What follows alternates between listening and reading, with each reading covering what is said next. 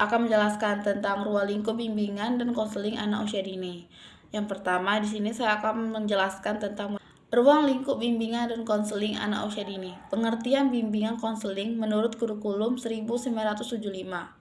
Bimbingan berarti suatu proses bantuan khusus yang diberikan kepada para siswa dengan memperhatikan kemungkinan-kemungkinan dan kenyataan-kenyataan tentang adanya kesulitan yang dihadapinya dalam rangka perkembangannya yang optimal, sehingga mereka dapat memahami diri, mengarahkan diri, dan bertindak serta bersikap sesuai dengan tuntunan dan keadaan lingkungan seperti keluarga, sekolah, dan masyarakat. Pengertian bimbingan konseling anak usia dini merupakan upaya memfasilitasi dan membantu guru dan orang tua anak usia dini dalam mengembangkan potensi atau tugas-tugas.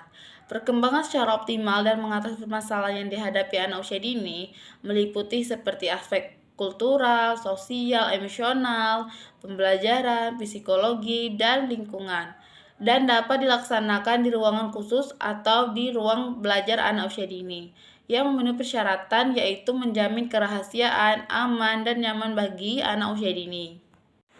B. Teknik bimbingan konseling anak usia dini. Yang pertama, aktif.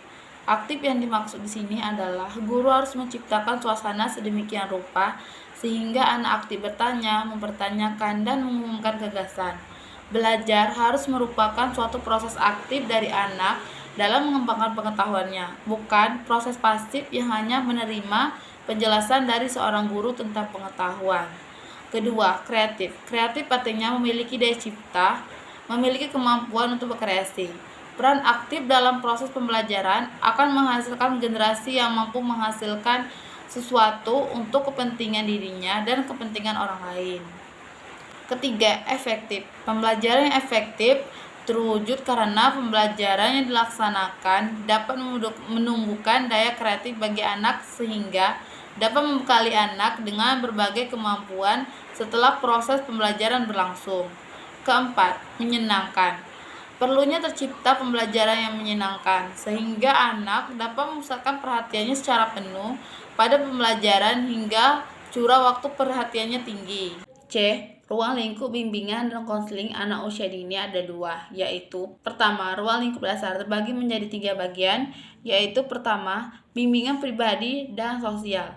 Nah, perkembangan ini dimaksud untuk mencapai tujuan dan tugas-tugas perkembangan sosial pribadi anak dalam mewujudkan pribadi yang mampu menyesuaikan diri dan bersosialisasi dengan lingkungan yang baik. Bimbingan ini dapat membantu anak dalam memecahkan masalah-masalah pribadi sosialnya. Kedua, bimbingan belajar. Bimbingan belajar merupakan bimbingan yang diarahkan untuk membantu para anak dalam menghadapi dan memecahkan masalah-masalah serta mencapai tujuan dan mendapatkan pengembangan pendidikan melalui kegiatan bermain sambil belajar yang mencakup pengembangan kemampuan dasar dan membentuk perilaku anak. Ketiga, ada bimbingan karir.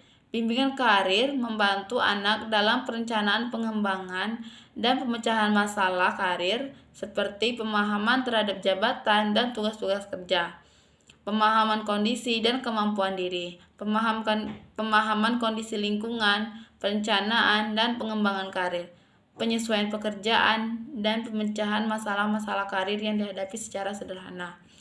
Ruang lingkup anak usia dini yang kedua yaitu ruang lingkup khusus. Secara khusus, ruang lingkup bimbingan dan konseling itu adalah sebagai bantuan pada orang tua yang diantaranya seperti satu, anak lebih mengenal dirinya sendiri, kemampuannya, sifatnya, kebiasaannya, dan kesenangannya. Kedua, anak mengeluarkan potensi yang dimilikinya. Ketiga, mengatasi kesulitan yang dihadapinya. Keempat, memulihkan perkembangan mental dan sosial untuk masuk ke lembaga pendidikan selanjutnya. D. Fungsi layanan bimbingan dan konseling anak usia dini. Pertama, ada fungsi pencegahan. Layanan bimbingan konseling dapat berfungsi sebagai pencegahan, artinya merupakan usaha pencegahan terhadap timbulnya masalah. Fungsi penyaluran, agar para siswa yang dibimbing dapat berkembang secara optimal. Siswa perlu dibantu mendapatkan kesempatan pribadinya masing-masing. Misalnya memperoleh jurusan, program yang tepat, penyesuaian program belajar, pengembangan bakat dan minat, serta perencanaan karirnya. Ketiga, yaitu fungsi penyesuaian. Fungsi penyesuaian dalam layanan bimbing konseling adalah membantu menciptakan penyesuaian antara siswa dan lingkungannya. Keempat, perbaikan. Walaupun tugas dan fungsi pencegahan, penyaluran, dan penyesuaian telah dilakukan, namun mungkin saja siswa masih menghadapi masalah-masalah yang dihadapinya. Keempat, fungsi pengembangan. Fungsi pengembangan ini berarti bahwa layanan bimbingan yang diberikan dapat membantu para siswa dalam mengembangkan keseluruhan pribadinya secara terarah. Dalam fungsi developmental ini, hal-hal yang dipandang positif dijaga agar tetap baik dan mantap, dan demikian siswa dapat mencapai perkembangannya secara optimal.